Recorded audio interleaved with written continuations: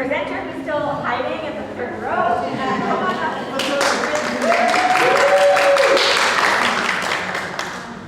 We have another presenter, Britton Kieffer, who worked with Dr. Alex Barron, this time on a project called Other Voices or Lack Thereof, the practice of other indigenous Capote's other voices, other rooms. And for other presenters, there'll be time for questions with Britton after this presentation. We'll let you get started. Thank you, Britton. Hello, my name is Britton Kieffer. Today I'm going to be discussing my essay, Other Voices, Other Voices or the Lack Thereof, the practice of othering in Truman Capote's Other Voices, Other Rooms that I worked on this semester with Dr. Barron, as Dr. Wolf just said.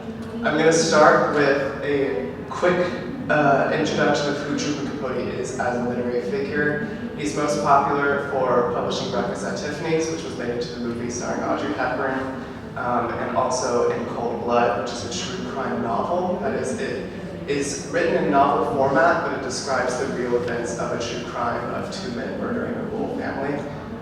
This picture in the middle is taken of Truman Capote in 1948, right around the publication of his debut novel that I'll be discussing, Other Voices, Other Rooms. These are three different publications of the novel that I think look cooler than my edition, so I thought I'd just put them on the slide up here. As I go forward in this presentation, I'm going to be reading directly from excerpts of the essay that I worked on as part of this project, and I'm going to start with giving a synopsis of the book. The novel begins after Joel Knox, the 13-year-old effeminate protagonist, is sent to live on his father's property called Scully's Landing, located somewhere outside of a rural southern town. Joel has never met his father and has lived with his mother all his life until she dies from an illness soon before the novel begins. Once he arrives at Scully's Landing, his ghostly stepmother, Amy, and Amy's flamboyantly gay cousin, Randolph, prevent him from meeting his father and feign ignorance when asked of his father's whereabouts. Since he's not allowed to meet his father, and because Amy and Randolph dismiss his request to do so, Joel grows close to Zoo Fever, a black servant whose family has worked at Scully's Landing for generations, presumably as slaves. Joel establishes a kinship with Zoo because he believes that the two share a similar ostracization from Southern Jim Crow society. Joel for his femininity and presumed homosexuality, and Zoo for her race and gender. Whether that ostracization is necessarily comparable will be discussed later. At about the halfway point of the novel, Joel is allowed to meet his father, Ed, and discovers that he's mute and completely paralyzed, except for his hand, which he uses to drop a red tennis ball to signal that he needs food or water. Joel later learns that Ed's paralysis was caused by a questionably accidental gunshot wound he suffered at the hands of the cousin Randolph. Joel attempts to run away from Scully's Landing near the end of the novel, but when he gets caught in a storm, Randolph brings Joel back to Scully's Landing, and Joel lays sick in bed for months from an illness he contracted during the runaway attempt. Joel's aunt comes to visit Scully's Landing to ask Joel if he'd like to come back to New Orleans to live with her, but Randolph prevents Joel from meeting with his aunt, and the aunt returns to New Orleans without him. The novel ends with Joel looking into Randolph's window at the house at Scully's Landing and seeing Randolph dressed in drag. In the final pages, Joel thinks to himself that he's left behind the boy of his youth. The novel's ending doesn't explain Joel's path moving forward, whether Joel perceives his decision to remain at Scully's Landing to be forced on him by Randolph, or whether Joel has instead decided himself to remain at Scully's Landing as an opportunity to comfortably exist as a queer man along with Randolph is a matter of personal interpretation and a major focus of scholarly debate. So now that I've given a brief synopsis, I'm going to discuss the reception of the novel upon its original publication in 1948. So when it was first released, Other Voices, Other Rooms was met with equally scathing and congratulatory critical reception, focusing not on the presence of racial hierarchies within the novel, but instead the queer undertones in its text. This picture right here is from the back cover of the original edition, and it shows Truman Capote in this very bizarre pose where he's holding his crotch. This picture itself caused a lot of controversy of people thinking that he was so effeminate and gay, and that's why this novel is discussing the gay. But the quote that I have up here is one of the more positive feedbacks, where Marguerite Young writes, that rarely does one find a writer of Truman Capote's generation who shows, at the beginning of his career, those results which would seem to come only with maturity. The novel, though, was denounced by many other reviewers for the presence of homosexual characters, specifically that of Randolph. One review exemplary of this was written by J.S. Shrike for the Hudson Review in 1948. Shrike argues that Randolph's relationship with Joel is that of a gay predatory man attempting to, quote, trap and destroy Joel and his emerging heterosexuality. Shrike concludes his review stating up here that there is no excuse for the book in its present form. It is obvious that Mr. Capote has talent, but it is not a promising talent, it is a ruined one. Shrike argues that the presence of an older queer man in a young man's life is inherently predatory, and that writing of this predatory relationship makes Capote himself a failed artist. While this review is a very extreme case of critiquing the novel based on the presence of characters that deviate from a heteronormative sexuality, it is indicative of the homophobic backlash that Other Voices, Other Rooms received upon its first publication. A lot of early literary criticism of this novel was written in response to the homophobic backlash that it received upon its publication. This critic, right up here, William White Tyson Pugh, argues in a 1998 article that Randolph and Joel's decision to remain together at Scully's Landing by the novel's conclusion should be interpreted as a sentimental, positive ending in which two queer men are able to escape societal stigmatization by creating an isolated queer space. Pugh is not concerned in his analysis with Joel's dubious consent to remain at Scully's Landing, nor is he concerned with the racial hierarchy present between the white and black characters of the novel.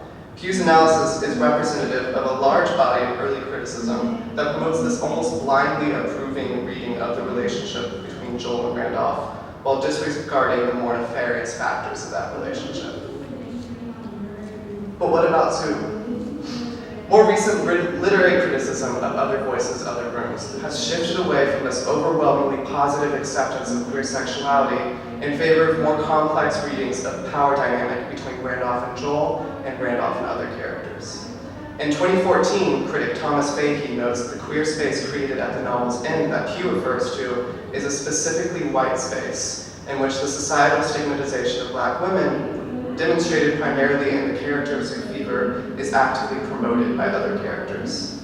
In the final chapter of the novel, when Joel is recovering from an illness and unable to move from bed, Sue attempts to tell Joel that while she was en route to Washington, D.C. in her own runaway attempt that she sought out in hopes of acquiring personal freedom, she was brutally raped and assaulted by a group of black and white men. Rather than offering sympathy to the maternal figure of Sue, who has cared for him and aided him since he arrived at Scully's Landing, Joel plugged his ears. What Sue said was ugly. He was sick sorry she'd ever come back, and Joel thought she ought to be punished. Fahey argues that Joel was previously able to relate to Sue because of her bodily deformation of an elongated neck, scarred by a knife wound left from her previous husband, Kate Brown. Joel's growing fear of his own reflection in the novel and his distorted view of himself that he has when he looks in the mirror is indicative, in Fahey's argument, of his own perception of himself as bodily disfigured due to his homosexuality, which becomes the basis of his ability to relate to Sue. Fahey argues that the kinship that Joel forms with Sue is based entirely on Joel's perception of himself as bodily disfigured, like Sue. Fahey argues that Joel and Randolph's decision to remain at Scully's Landing and ignore pleas for empathy in the novel's conclusion shows that, quote, Randolph's position as a white man of some means insulates him from most homophobic persecution, just as it facilitates a disengagement from socio-political issues. Joel's decision to enter this space signals a similar disconnect. In Fahey's reading, Joel and Randolph's ability to insulate themselves from persecution is accompanied by their willful ignorance of Sue's own persecution, and more generally by their perception of Sue as physically disfigured due to her race and the scar across her elongated neck. While Fahey has argued that Joel and Randolph have created a white queer space by the novel's ending, which isolates them from the homophobic society outside that space, and is reliant on a willful ignorance of the hardship faced by Sue, he doesn't outline why Joel decides to silence Sue when she tells him of her sexual assault, nor does Fahey question whether Joel's decision to remain at Scully's Landing is actually made by Joel or Randolph. And this is where my inquiry comes in. My essay tracks the relationship between Sue and Joel, as well as the relationship between Joel and Randolph, in an attempt to fill the gap left by Fakey's reading of the text. Although Joel forms a close relationship with Sue based on his perception of their shared status as outsiders in the white and heteronormative Jim Crow South, Joel dismisses and eventually spurns Sue for telling him of the violence that she suffers at the hands of that same white heteronormative society. My essay examines the tensions in this relationship, asking these questions. Why does Joel decide to dismiss Sue's affection for him and remove her as a maternal figure in his life, although he claims kinship with her? How is this decision informed by the time he spends at Scully's Landing with Randolph? And how does this decision reflect a wider culture of racism and racial hierarchies present in the Jim Crow society? So to start answering this question, I'm going to give one close-scene analysis that I have in my essay. This picture I have right here is from the terrible 1995 movie adaptation of this book. I love this story, and the first time I watched this movie, I fell asleep halfway through it. Ignore the movie. And it is poor quality because the movie itself is filmed in poor quality. But the scene I'm trying to track here is a scene that I find indicative of Joel being explicitly taught by Randolph to consider Sue as not worthy of empathy. Early in the novel, when Joel, his stepmother Amy, and Randolph are eating dinner together, Joel asks Randolph what he knows of Keg Brown, Sue's former husband who attacked her and left her with a scar across her neck. Randolph tells Joel that one night, soon after Sue and Keg's wedding, both Randolph and Amy were sitting in the parlor when they heard Sue screaming from her shack behind the main house at Scully's Landing. Before I read off this quote where Randolph explains what he did when he heard the screaming, I want to explain really quickly that all of the white characters in the novel, other than Joel, call Sue Missouri, and no real reason is ever given why they call her Missouri. It's just clear that her real name is Sue, and she doesn't like being called Missouri. But when Joel asks about this scene, Randolph says, "Does Amy, by chance, call the very original thing I did when we heard Missouri scream? We were sitting like this in the parlor. Doesn't that come back?" And I said, "It's the wind." Of course, I knew it wasn't. He paused and sucked in his cheeks as though the memory proved too exquisitely humorous for him to maintain a straight face. He aimed a gun-like finger at Joel and cocked his thumb. So I put a roller in the pianola and it played the Indian Love Call. The Indian Love Call is a song that features prominently in the 1924 Broadway play Rosemary, popularized by this 1936 film adaptation. In this film, the opera star Marie DeFleur travels to the Canadian wilderness in search of her brother Jack, who's on the run for murdering a Canadian police officer. Along the way, she meets Sergeant Bruce, who's the man in charge of capturing Jack and bringing him back to the authorities, and she falls in love with Sergeant Bruce.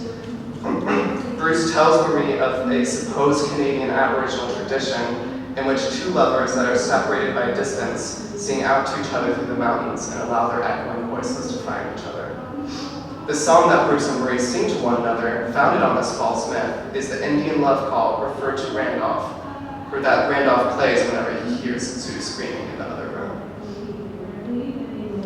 That Amy and Randolph listen to the Indian Love Call on their pianola while fully cognizant that just a few feet from their door, Sue is being brutally assaulted by Keg, is indicative both of Randolph's mockery of Sue's assault and his active imposition of a racial hierarchy. And Rosemary, the Indian Love Call, is a call and response duet used by two star-crossed lovers to find each other when they've been separated by distance. When Randolph hears the call of Sue's cries for help, rather than responding to that call, he sits comfortably in his own home and listens to the Indian Love Call. The irony of this situation does not only lie in Randolph's reluctance to respond to Sue's calls for help, but also in the racial context in which the song is originally sung. Bruce and Marie and Rosemary are two white lovers using a false Aboriginal tradition to construct their own love story. Randolph's family and other voices, other rooms, has relied on the labor of Sue's family for generations in constructing and preserving his ancestral home of Scully's Landing. Randolph's appreciation of both of these ironies, as previously quoted, quote, "The memory proved too exquisitely humorous for him to maintain a straight face," end quote, is clearly indicative of his desire to maintain a racial hierarchy over Sue and mock the violence that she suffers. After hearing this story, Joel said, "Poor Zoo." "Poor everybody," said Randolph, languidly pouring another sherry. Randolph does not consider the violence, the physical violence that Zoo faces, to be any worse than the melodramatic, romantic backstory that Randolph has, which I don't have much time to cover now, but essentially Randolph is in love with a man named Pepe Alvarez and writes letters to every post office in the world asking the post manager to deliver a letter to Pepe Alvarez. But Randolph considers the physical violence that Sue faces to not be any worse than the very melodramatic romance that's the cause of his depression. This scene is one of many that I examined in my essay, in which Randolph attempts to explicitly instruct Joel that violence against Sue should not be something that Joel responds to with empathy. Joel's decision late in the novel to press his hands against his ears and ignore Sue's story of her sexual assault by a group of men is indicative of Joel following the example set by Randolph. From analysis of other scenes, I have found that Randolph takes a very active role in establishing a prejudice in Joel and instructing Joel that societal prejudice against Black people should not be a concern of his. This is all I have time to share with you today. Thank you for listening. Thank you to Dr. Barron and Dr. Sheeran.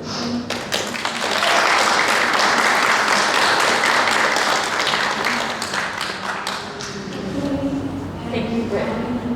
Are there questions? We're going to give a few minutes for question and answers.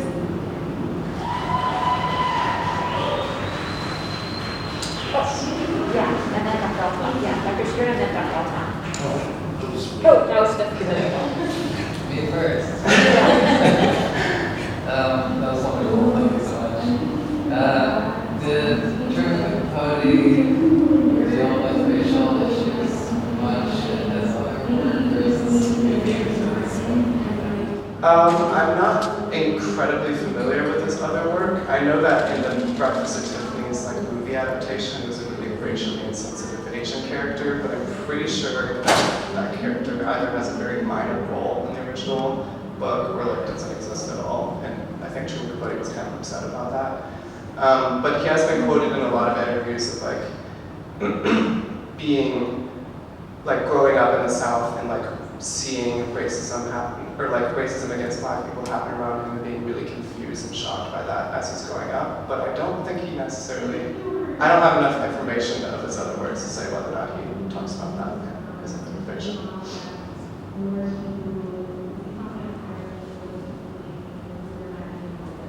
I was going to ask if you can sing the Indian love song, but I don't think I have the high-pitched voice for that, the operatic voice. Do you know? just part of it. That's it. So true. Yeah. Wonderful. My first question then is, what is the setup between the two of you? I'm just going to do it. And my other question is, do you think are you interested in continuing this type of work maybe in graduate school or Yes. undergraduate? Yeah, absolutely. I was really excited to be able to find something about this book that few critics had really discussed before, because it isn't heavily analyzed, this book isn't heavily critiqued, but just being able to find a gap in the research and be able to fill that with bringing in the Indian love call is really great. I want to continue doing that. You're ready for grad school. I would say seriously, that sounds great. Next will be up here as a professor, as an advisor. But I want to invite Dr. Barron to come up and say anything she has to say, and also to give you the stole and the porridge that you'll wear at graduation. All right. So first I just want to say it's been such a pleasure getting to work with Britton. I first had him in class during COVID times, and I think it was Zoom, right? And I got to see these little flashes of brilliance come out, but it was from a distance, far. And so working on this project, I was really excited when he asked me to work on this with him. And I've come to see, as I think you guys got a sliver of, what an insightful reader he is of literature. And one of the things I'm most impressed about this project comes largely from Dr. Sheeran's class, but I think also from your own mind. Looking at this from so many different angles, he's used primary sources in really interesting ways you didn't even hear on this whole other one. He's used secondary sources, and then he's done just super smart, analytical, insightful criticism. And usually when people tell me they want to go to graduate school in English, I spend time telling them why they shouldn't. And there's a lot of reasons, and I can tell you a lot of reasons why you shouldn't, but Britton is one of the people that I was like, yeah, no, you should. You've got to. So, without further ado, I will join you in robes and stoles. Take a picture.